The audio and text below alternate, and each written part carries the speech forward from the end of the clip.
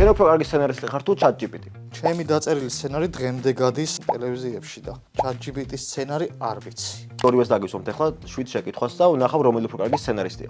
მე და იმას? მიდი გამოუშვი. ჩაანაცვლებს თუ არა ხელოვნური ინტელექტი ამ პროფესიას? კი, არის თეორიული შანსი რომ რაღაცა დაწეროს, მაგრამ მე რაღაცა დილით თავში რაღაცა აზრად მომივა, გონია რომ ამას ეგეთი აზრი არ მოუვა. რა თქმა უნდა. აბა ეხა. დავარტყა. არა, გაანაგოთ. შესაძლებელია თუ არა სცენარისტობით მილიონის შოვნა? მილიონის შოვნა მე მგონი ყველა პროფესიით შეიძლება, თუ ბოლომდე მიაწვევი და მიუდგები და არ დაიზარებ. კი, თუ კარიბის ზღვის მეკობრეების სცენარს წერს, სხვა შემთხვევაში თითქმის შეუძლებელია. ზუსტად. არის თუ არა დიპლომი საჭირო ამ პროფესიის დასაუფლებლად? აქ არის მთავარი ფანტაზია, მონდომება, წერა და მე რაც გამოვინახავთ. ნახე მაგარი მოვიფიქრე.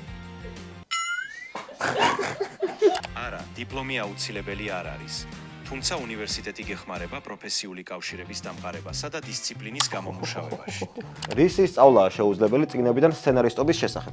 აუცილებლად სწავლობ სცენარისტი თუ ხარ და თუ გინდა რომ იყო. თუნდაც სიტყვიერმა რა აქვს, თუნდაც წინადების წყობას, რაც საკითხული გაქვს, ეგეთი არ უნდა დაწერო, ხალე უნდა მოიგონო რა.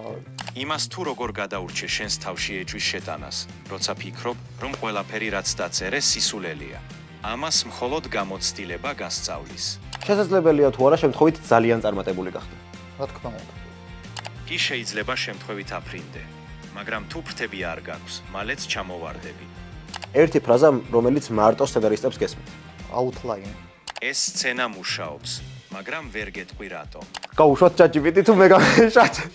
გითხარი ერთი რამ სცენარისტებზე, რაც ხალხმა არ უნდა იცოდეს. დაუშვათ 4 ვწერთ, ხო? ერთსაც თუ არ მოწონს, მაშინ არ გვერდა. ხშირად სცენარისტებმა თვითონაც არ იციან რას წერენ. და შენ რომლის პასუხები უფრო მოგეწონა? მონიშნე ეკრანზე.